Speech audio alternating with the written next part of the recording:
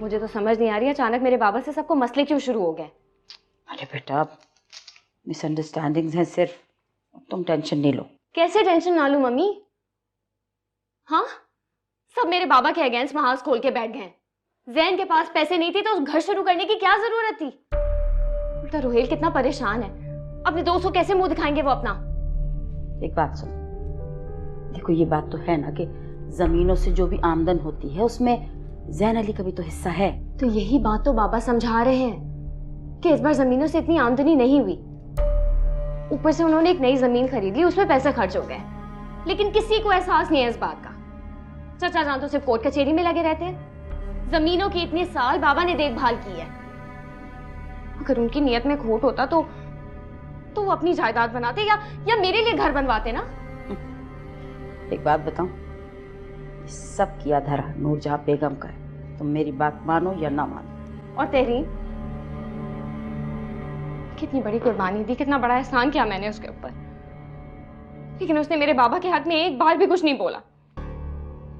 मुझे तो लगता है मैं और मेरे बाबा ही पागल हैं, सबकी परेशानियों में घुलते रहते हैं और मिलता क्या वापसी में? हमें कुछ भी नहीं मिलता। अच्छा ना, मैं तहरीम को समझाऊंगी कि वो जैन को समझाए। अच्छा ना, अब रोने वाली कौन सी बात है इसमें? रो तो मैं हूं ना। अच्छा ये देखो, अच्छा लग रहा है, पानी डाल।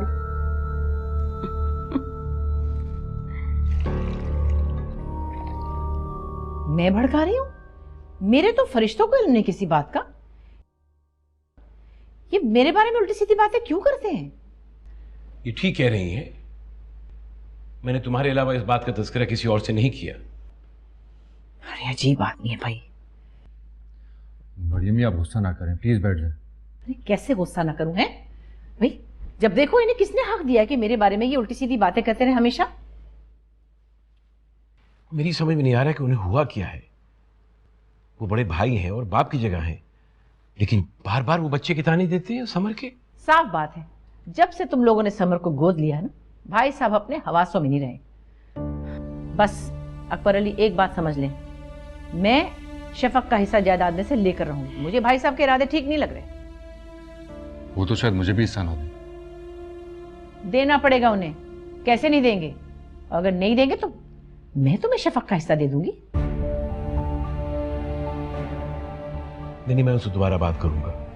रहने दे, मैं खुद बात कर लूंगी। ऐसा भी क्या है, मजाक बना रखा है उन्होंने सबका। ये थोड़ी है कि जो चाहे वो करते जाएं और हम बात ही ना कर सके।